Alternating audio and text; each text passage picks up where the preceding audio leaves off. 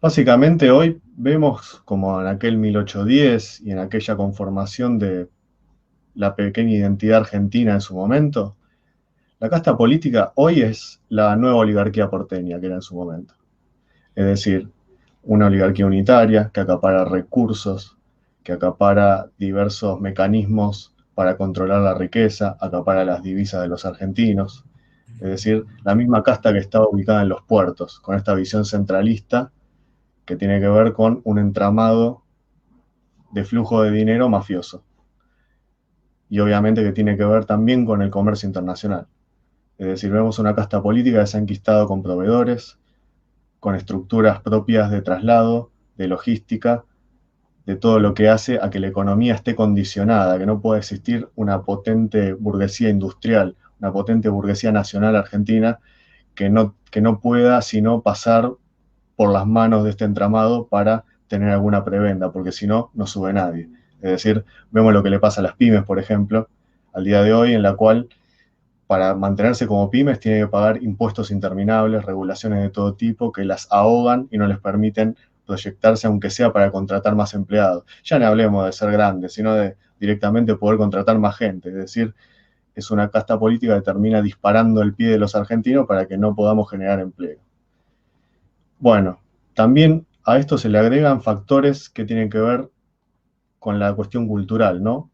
Mucho que esta época se habla del tema de la batalla cultural, que es muy importante, porque acá toman lugar ideologías foráneas. Vemos cómo la identidad se va resquebrajando a partir de decir, bueno, tenemos, ¿qué somos? ¿Argentinos?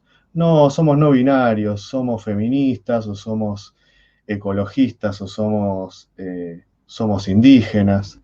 Todas cuestiones que en realidad son agendas foráneas que tienden a mermar la identidad de los argentinos.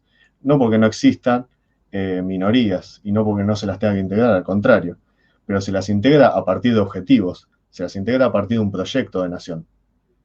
Es decir, toda esta confrontación que existe entre pares de opuestos que nunca se van a reconciliar, inclusive la famosa grieta con los K y los M. O sea, no nos damos cuenta que esta nos condena a ser un país colonia, nos condena a ser un país dividido o un intento de país.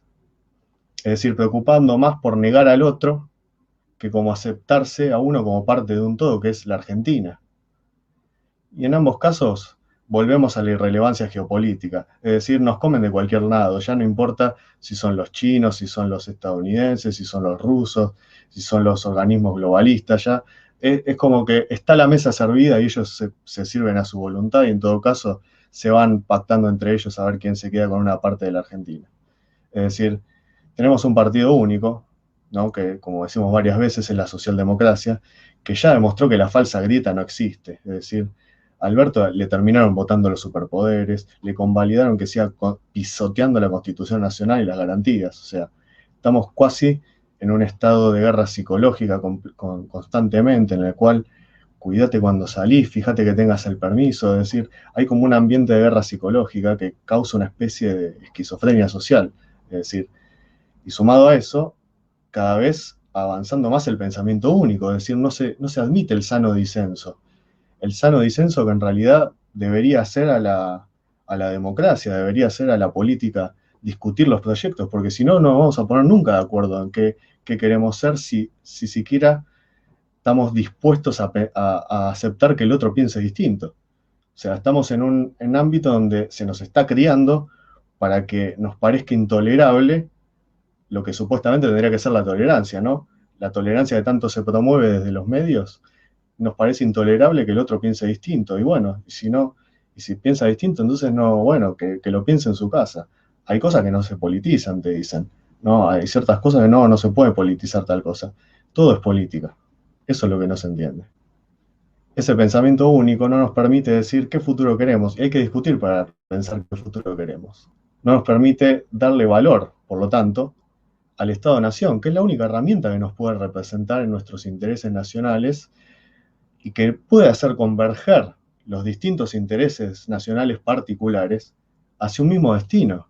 O sea, no reivindicamos el Estado-Nación como una burocracia recaudadora, sino como el valor que tiene, el valor de representar el interés nacional y la unidad de los argentinos.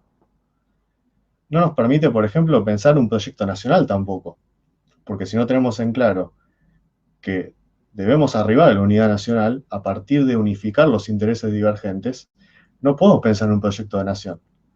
Es decir, un proyecto nacional que nos pueda en el tiempo representar como pueblo aquella voluntad patriótica. Hoy no somos nación, somos nación en potencia, potencia dormida, pero la cual se puede despertar como hicieron los hombres de mayo de 1810. No nos permite inclusive pensar en una integración sudamericana real. No pelearse con Bolsonaro, con la calle Pou, porque quieren hacer un acuerdo con Europa y si no les ofrecemos nada, lo que les ofrecemos es un yunque.